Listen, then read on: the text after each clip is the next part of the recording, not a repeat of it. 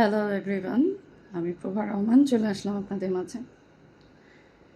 এখন সবাই দেখছে যে যুদ্ধগত একটা তর্ক বিতর্ক শুরু হয়েছে, কে কার দলে, ইন্ডিয়ার দলে না পাকিস্তানের দলে, কী কী। আমার কাছে কি মনে হয়, আসলে কারো দলাদলি তো কিছু নাই। যুদ্ধ আমি ব্যক্তিগতভাবে কখনোই পছন্দ করি না, সেটা ব্যক্তিগত জীবনে হোক আর বাইরে, যেটাই হোক না কেন।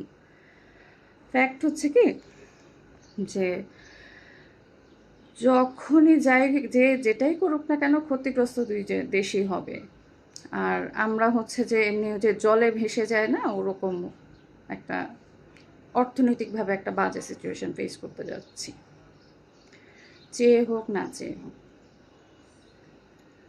যার কারণে বলবো যে অন্য দেশের দিকে না তাকিয়ে নিজের দেশের কথা চিন্তা করেন, নিজেদের চিন্তা করেন, তাহলে বেশি ভালো হবে।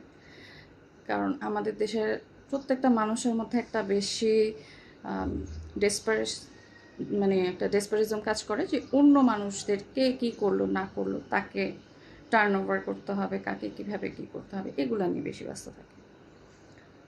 তো এগুলা নিয়ে না চিন্তা করে নিজেদের চিন্তা করাটা আমার কাছে মনে হয় যে উত্তম হবে।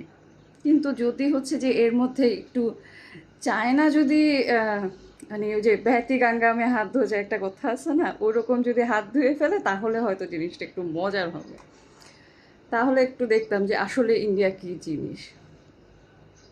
আই ডোন্ট নো, আমার কথা তো, সাধারণ একটা মানুষ আমি, আমার তো